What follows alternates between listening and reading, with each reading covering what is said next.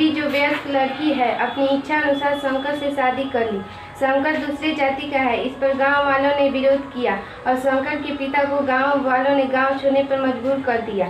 बताएं कि यह खबर लोकतंत्र के अनुकूल है या नहीं। अपने समर्थन में तर्क दीजिए। प्रश्न है पॉलिटिकल साइंस सब्जेक्ट का एक प्रश्न है, एनसीईआरटी का प्रश्न है कि एक अखबार में छपा एक समाचार है जिसमें एक लड़की और एक लड़के का समाचार है। लड़की का नाम है गुड्डी और लड़के का नाम है शंकर, जो अपने मर्जी से शादी कर लेते हैं। इसमें प्रश्न में दो चीज़ें देखने लायक है। पहली चीज़ ये है कि दोनों वयस्क है। प्रश्न में ये बताया जा रहा है कि दोनों क्या है, वयस्क है, यानी कि 18 साल से अधिक उम्र के हैं।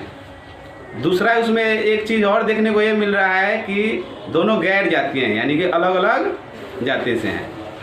प्रश्न ये है कि जब दोनों शादी कर लेते हैं तो गांव वालों ने उसका विरोध किया और उसे उसके पिता को गांव छोड़ने पर मजबूर किया। प्रश्न ये है कि क्या ये जो घटना घटी ये लोकतांत्रिक है, ऐसा होना चाहिए या नहीं होना चाहिए, इस पर अपना तर्क भी देना है। देखो बात ये है कि पहला उसमें जो भाग दिख रहा है प्रश्न का, उसमें ये दिख रहा है कि दोनों वयस्क हैं। तो वयस्क हैं और लोकतांत्रिक तरीके से इसका जवाब भी मांगा जा रहा है। तो वयस्क है तो उसको तो अपना अधिकार है अपने अनुसार कोई निर्णय लेने का। और कोई भी लड़का या लड़की वयस्क है तो उसका इतना अधिकार बनता है कि वो अपना निर्णय खुद से ले सके। इसलिए गांव वाले को, उसके घर वाले को गांव से निकालना या विरोध करना ये गैर लोकतांत्रिक है, ऐसा नहीं होना चाहिए। लेकिन हमें ये भी ध्यान में रखना है कि संविधान के अनुसार हमें जो भी अधिकार मिल रहा है, कर्तव्य मिल रहा है, उसके अलावे उसके बाद भी और बहुत सारी बातें होती है। क्योंकि लोकतंत्र जो है ये लोगों का ही सिस्टम होता है, तंत्र होता है। संविधान में जो भी नियम कानून बना है वो लोगों के लिए ही बना है, लोगों के लिए ही है। तो इसमें होना ये चाहिए कि हम संविधान से अलग ना जाएं, कानून के खिलाफ नहीं जाएं, लेकिन उसके बाद भी हमारा कुछ कर्तव्य होता है, हमारा कुछ नैतिक कर्तव्य होता है कि हमें क्या करना चाहिए, क्या नहीं करना चाहिए। हमें संविधान कुछ करने के लिए अधिकार भी देता है, उसके बावजूद भी हमारा कुछ कर्तव्य होता है कि अपने माँ बाप का हम विरोध ना करें, माँ बाप के खिलाफ जाके कुछ ना करें। और रही बात यहाँ, तो एक बहुत बड़ा बात होता है, शादी जो है एक बहुत बड़ी बात होती है और हमारा समाज जो है गैर जातीय शादी को स्वीकार नहीं करता है। इसलिए हमें ये चाहिए कि ऐसे घटना को अंजाम नहीं देना चाहिए। ये हमारे लिए क्या है, दुर्भाग्य है, ऐसा नहीं होना चाहिए। वो दोनों जो लड़का और लड़की है, शंकर और गुड्डी, ये जो दोनों जो किया ये नैतिक रूप से सही नहीं है, ऐसा नहीं होना चाहिए। चूँकि हमारे समाज में ऐसी व्यवस्थाएं नहीं हैं, फिर भी वो दोनों ये घटना का अंजाम दे दिया तो गांव वाले को भी उसके परिवार को गांव से नहीं निकालना चाहिए। यह भी लोकतांत्रिक नहीं है, यह भी गैर लोकतांत्रिक है। फिर भी हमें सोचना है, बच्चों को सोचना है। अगर बच्चा इस घटना को अंजाम नहीं देता तो उसके मम्मी पापा को ऐसे दिन नहीं देखने पड़ते, उसके मम्मी पापा को गांव से नहीं निकलना पड़ता। अगर सोच के देखो, ऐसा अगर घटना नहीं होता तो ये स्थिति नहीं आती। इसलिए बच्चे को, सभी बच्चे को, सभी लड़के लड़कियों को ये सोचना चाहिए कि हम जो भी कार्य कर रहे हैं केवल अपने मन मुताबिक नहीं होना चाहिए, उसमें हमें अपने माता पिता का भी ख्याल रखना चाहिए। माता पिता के इज्जत और मान सम्मान का ख्याल होना चाहिए। नहीं तो माता पिता को छोड़ कर जाने वाले, माता पिता के दिल दुखाने वाले कभी सुखी नहीं रहते हैं। ये त्रिकाल सत्य है।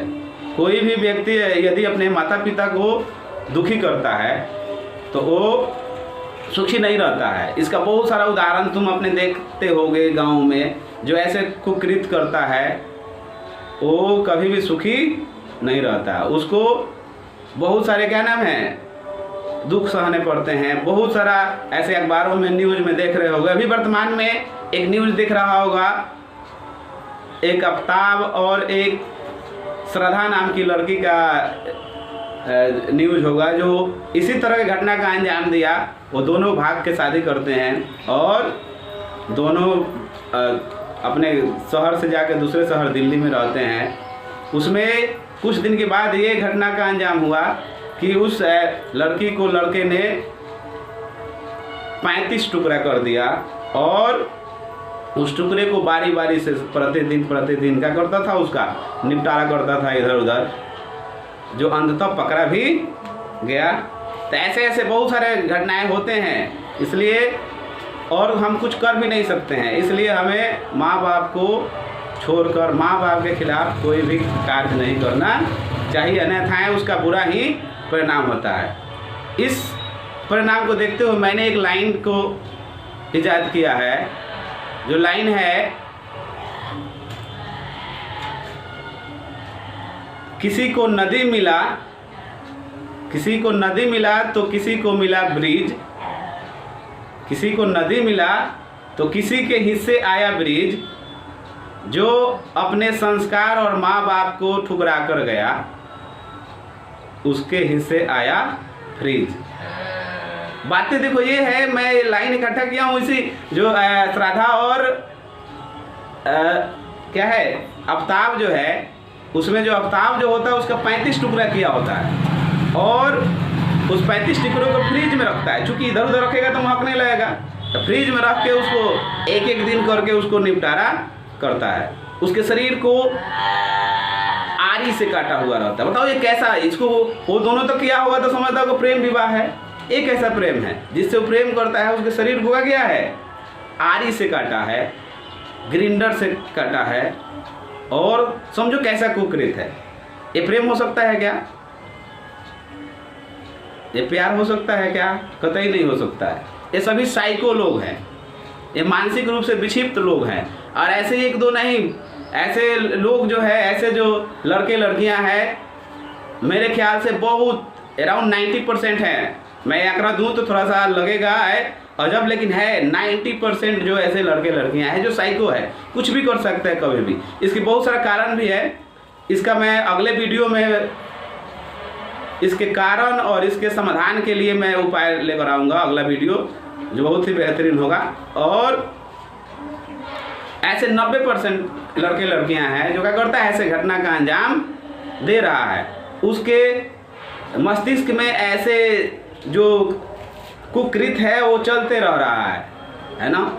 ये जो है, ये अभी इस युग का अभी जो समय चल रहा है, वर्तमान समय, इसका ये कारण है। इसको मैंने अध्ययन किया है और मैं अगले वीडियो में लेकर आऊँगा क्यों हो रहा है ऐसा और कैसे इसका समाधान किया जा सकता है, मैं बताऊंगा बारीकी से, बहुत बेहतरीन ढंग से।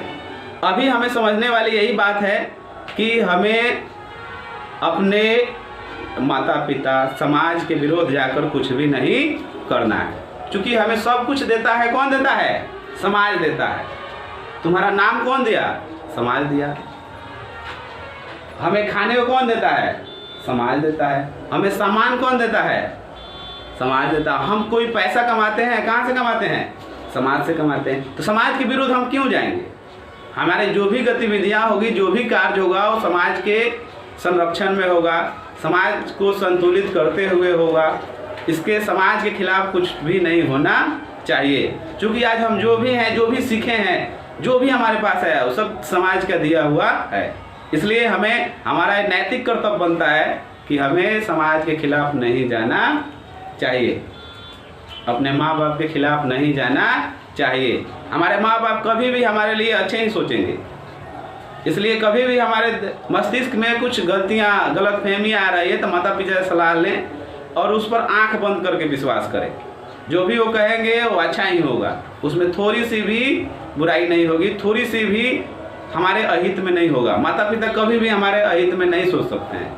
इसलिए हमें कभी भी ऐसे विरोधाभास द्वंद्ववाद से अगर सामना करना पड़े तो हमें अपने माता पिता से सलाह लेना चाहिए। और माता पिता जो कहे वही करना चाहिए, वही हमारे लिए सबसे बड़ा धर्म है, वही सब कुछ है। बस इतना ही। और भी बहुत सारे बातें हैं, मैं अगले वीडियो में लेकर आऊँगा। और मैं जाते जाते एक और बात इतना करके जाऊँगा कि मैं जहाँ तक समझता हूँ